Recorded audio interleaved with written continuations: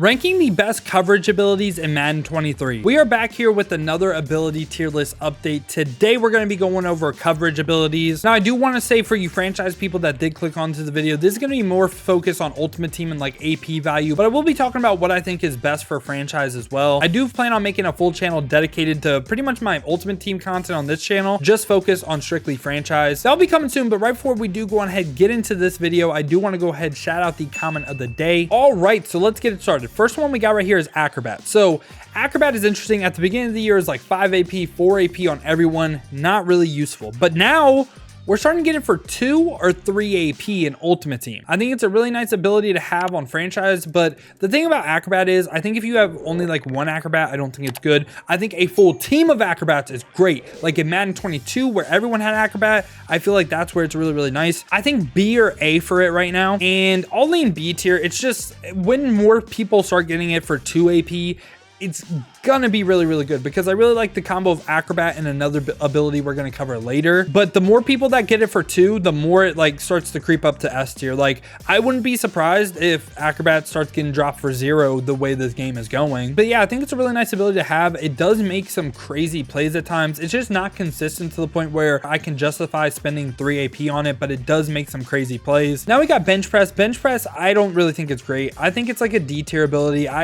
It's not that it doesn't work. I just don't think it makes that much of an effect on the game, in my opinion. Like the stamina effect of it, I don't really think is too crazy, to be honest with you. And now we got chuck out, which is essentially the zone version of bench press. I have it F tier because I can never get it to consistently work, and I can't justify running it. I just can't. I can never get it to consistently work, so I don't think it's worth it. I don't think it's great. I don't think it's good. I wouldn't run it. I don't recommend. I don't care if people get it for 0 AP. I don't think you'll ever see a chuck out on my field. Now we get our first zone KO, deep end zone KO. This is okay.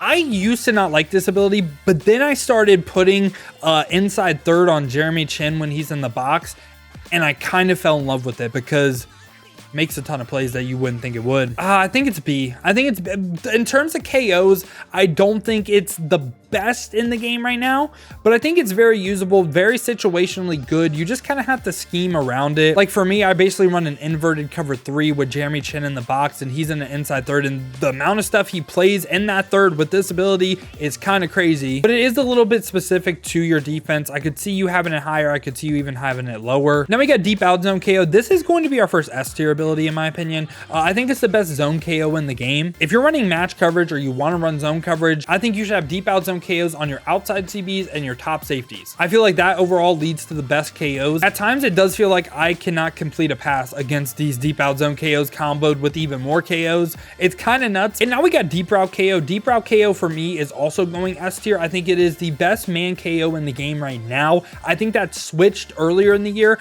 A lot of people getting it for 1 AP as well. I believe Rod Woodson, Rudy Ford. Can't remember the third player that does get it for 3 AP that's actually like really, really fast as well. One of my favorite strategies in the game right now, if you're running man coverage, is having your safeties around like the first down marker and then manning them up to people that you think are going to be on deep routes, because I think backed up man coverage really, really good for those short and elites. Like a lot of times you don't even see them activate, and the KOs at times, like deep route KOs, just go absolutely crazy. Now we got flat zone KO. Flat zone KO by itself, not a fan of. I think B. I don't mind that. But where I like flat zone KO, let me explain how I like flat zone KO. I like it comboed with deep out zone KO on your outside CBs because they can react faster to the flats. I think by itself, you're not going to really notice it a ton, but comboed with another zone KO, like this essentially, like in my opinion, will cover basically the entire sideline. Flat zone KO and deep out zone KO. Now we got lurker. I think on DBs, I'm going to put it like D. On DBs specifically, not great. On linebackers, obviously it's S tier and you need it. I just don't really see the point, to be honest with you. Like acrobat or an ability we're going to cover later does everything lurker would do. Also, your DBs already animate, so lurker doesn't really even help anyway. Like you would think like you could get some crazy animations, but I've just found that that really isn't the case. Now we got medium route KO. Medium route KO is going to be our first A tier ability. I like deep route KO more than medium route KO right now. It's still a great KO. If you can get it for 1 AP, again, it's really, really nice. Really good on a lot of like corner routes, like deep corner and bunch, those type of corner routes, including the tight offset bench corner routes as well. I just feel like there's more ways to stop those corner routes compared to like the tight offset, like PA shot seam corner that deep route KO knocks out. So that's why I'm a little bit higher on deep route KO than medium route KO, but I still think it's a great KO. I think it's one of the best abilities in the game. Now we got mid zone KO. Mid zone KO again is, I think it's worse than deep end zone KO. I don't think mid zone KO really activates on a lot. I don't think it knocks out a ton either. I think it's good as a combo ability, like potentially this with deep end zone KO essentially covers the entire middle of the field. Mid zone KO used to be one of the best abilities in the game, used to activate on literally everything, but now it's just kind of like, I'm not really too high on it. Now we got one step ahead. If you're in franchise and you're running man coverage, you should run one step ahead, but in ultimate team specifically, oh, it can be A. That's tough, but it's like A, but it's a lot of AP. It's like B. Because of the AP, it's like B, and I would run all these things over one step ahead. It's just we essentially have one step ahead in Ultimate Team, and I'll just cover that right now because this right here is a Inside Shade. Inside Shade is one step ahead. Like, you cannot tell me Inside Shade isn't, and I think this is an S tier ability. Whoever is manned up to Inside Shade, their route abilities gets canceled. They don't work. So the short and elite, you don't got to worry about that. Really, this was shaded down man coverage, shaded inside or shaded outside. Really, really good, hard to deal with. I know there was a patch. I haven't been able to play on the new patch a ton because as I'm recording this, I'm actually in Vegas. That was talking about like shades and how they break and like beat the press and everything, but I still think Inside Shade is an incredible ability in the game. Now we got Outmatch. Outmatch I don't think does anything. Like it leads to better contested catches on running backs. I don't see a lot of people throwing up ags to the running backs, I'll be honest. So I don't really think this ability has a point. And right after that, we got Pick Artist. Pick Artist I think is the best DB ability in the game. Especially for 0 AP. Like, essentially, if they get a finger on the ball, they catch it. And at first, at the beginning of the year, I was not high on Pick Artist because I noticed people dropping the ball with Pick Artist. I think a patch or something changed that. Pick Artist, I now think, is the best ability in the game, especially for 0 AP. Now we got Short Route KO. Short Route KO is a KO that I'm like least liking with the man KOs. I think it's like right around there in the B tier. I think it's okay. Like some people can get it for 1 AP. It really is situationally good in certain offenses. Like a lot of like people that put like their tight ends on drags and stuff like that. It's good with that.